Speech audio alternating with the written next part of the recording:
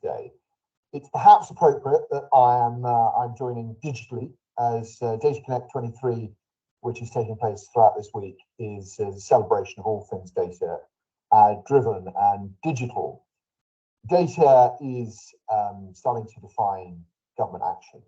It's starting to help us reduce carbon emissions, develop new treatments for patients, and create new jobs right across our economy. This week, it's all about how better data and better data skills will empower civil servants to provide greater public services. I don't think that we can really overstate how significant that's going to be in the years ahead. And I often think that just as in previous generations, the machines of change were powered by oil, by coal, by steam, by wind. In our time, the great machines of change are going to be powered by data. And this is an age of data. And the rapid onset of AI and large language models will bring huge benefits to our public services. And will also present new opportunities for them to be compromised. We've started to anticipate this, and we've been preparing government departments to ensure that they can exploit the new services and not be exploited by them. Indeed, this conference is one of those steps. DataConnect offers over 100 events exploring the power of data to support everything from levelling up to farming, all led by professionals from across government and the public sector. This conference showcases the great data and digital talent from across the civil service, but it also shows us where we need to improve and the opportunities ahead of us. Our new initiative, One Big Thing, is about embracing these opportunities, and is focused on building on each of our data skills. The good news is attending this conference counts towards your data training, and even better news is that there'll be plenty of opportunities to build on these skills throughout DataConnect. By attending today, you've shown your eagerness to improve your skills, and I thank you for your enthusiasm. But perhaps you're listening to this and you're a data hotshot, you're the top gun of digital governance, and you think that you could do even better, greater things to support public services. Well, we have a challenge for you, and that's the Civil Service Data Challenge. Starting from today, a competition is being launched where civil servants from across government can design and pitch new projects that will use data to challenge, to tackle some of the most pressing challenges in our society. The winning project will be awarded £50,000 and be provided with development support from NTT Data, the sponsors of the prize. There'll be more information about the competition during the conference. Finally, thanks to Central Digital and Data Office, CDDO, and DQ Hub at the Office for National Statistics for organising this inspiring collaborative event. Very much hope you enjoy it. I hope you use this as an opportunity to embrace our digital future and your role within it. Thanks very much.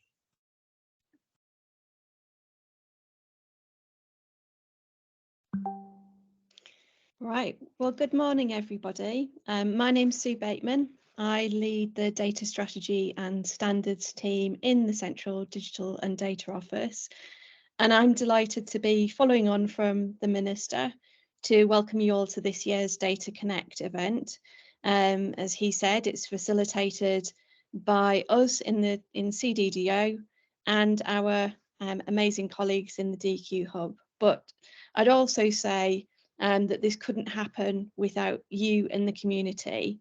So this year, DataConnect, so year 3, and it's been brilliant to see the evolution of it, because we've now got over 100 sessions, which is a significant increase on last year.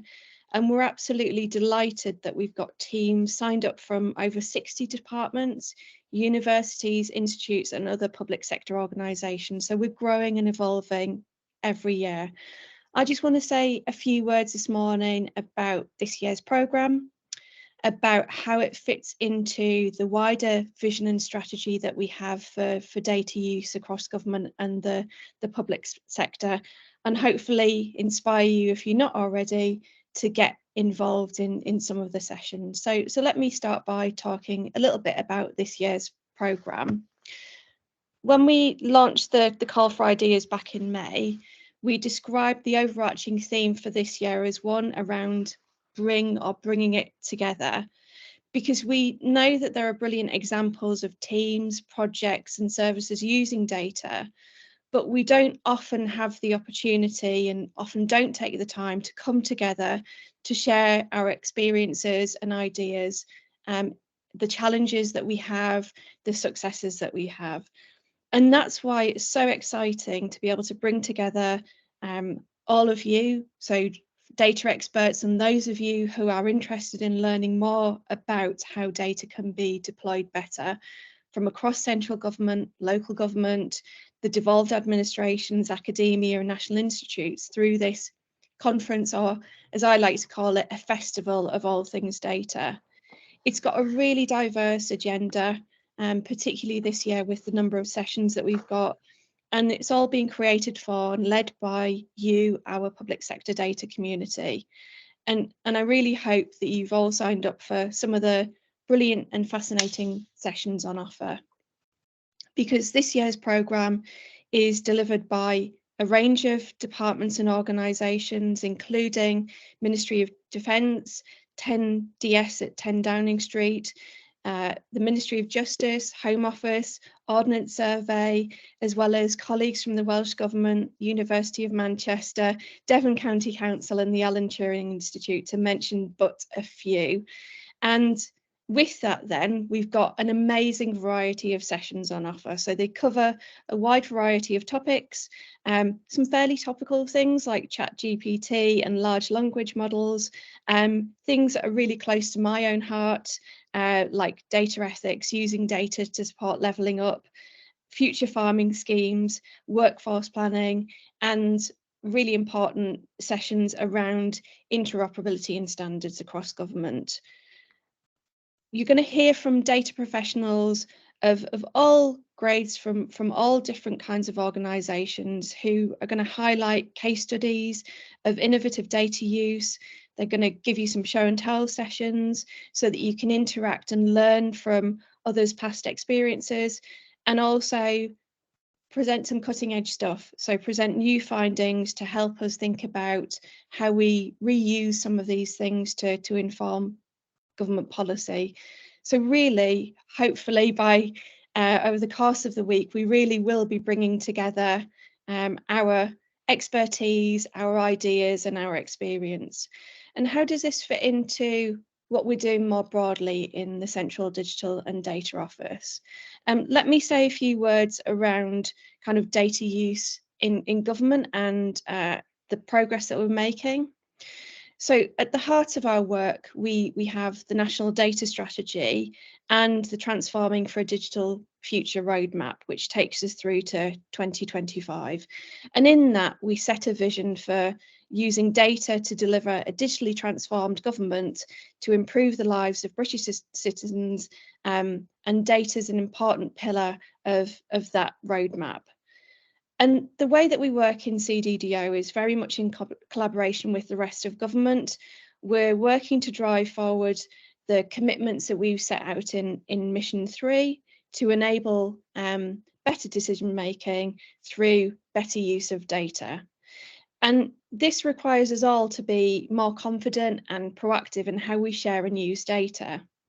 And we're working across government to put in place the foundations to be able to discover, access and share data in a legal, responsible and ethical way. And there are some recent milestones in the roadmap that I want to highlight for you that I think are also plug for colleagues sessions over the course of this week.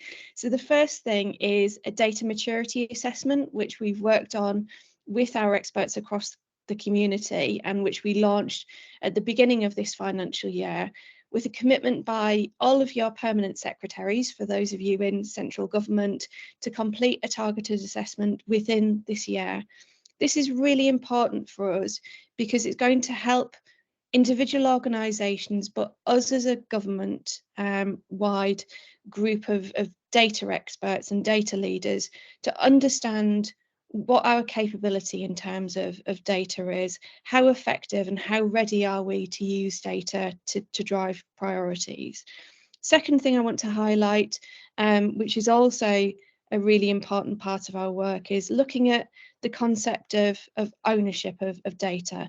And I won't get into the debate around ownership, around who owns it, but this is more about setting out the core responsibilities that we want to have across government to be able to manage and use data in a consistent way and have consistent data governance. And we're piloting that work at the moment with a view to roll out shortly. And then finally, these two other things lead into this.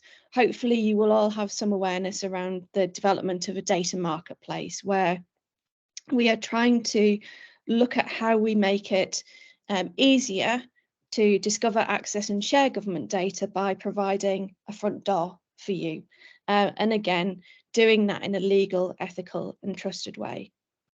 Of course, it's great having all of those frameworks and standards and tools and platforms, but really capability underpins this. This is why DataConnect is so important. And DataConnect is linked to a much bigger effort in terms of capability building and reform across government. As Minister Burghart said, this event shines a light on the immense talent we have across government digital and data, and the analysis professions across the civil service and the wider public sector, and increases awareness and understanding of how innovative uses of data, digital and technology can improve our world. It feeds into one of the 5 reform missions of the Modernisation and Reform Unit's approach to developing a modern civil service. And as you know, and as the Minister referenced, data is also the theme of the inaugural One Big Thing moment for us all this year. So data really is having its moment. And there are so many interesting data initiatives and projects being run across the public sector that too often go under the radar. And so we believe that DataConnect is a unique opportunity to make those connections, to listen to each other so that we can all learn and benefit from the experience. The other thing that I want to finish on is kind of how this fits into the broader digital and data capability work that we're doing. And DataConnect is one of the flagship events for us. So it's certainly the flagship event for all things data and represents the wider function in government.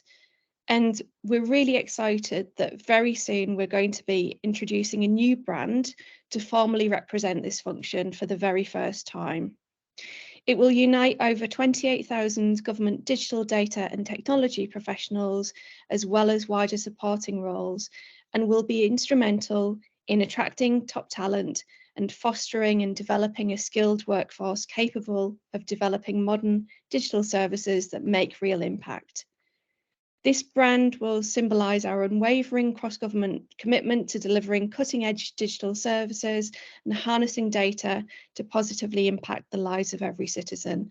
And we look forward to unveiling it in the coming weeks.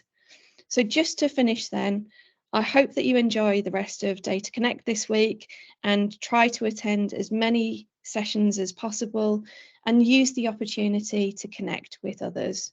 Thank you and enjoy the week. Thanks, Sue, and thanks to the Minister as well for his speech and launch. So next is Sue's vision of data leadership panel. So if you guys would all if you're signed up to that, then we hope you enjoy. But for everyone else, we hope you have a great week and go to as many sessions as possible. And thanks for supporting us. Thank you, everyone.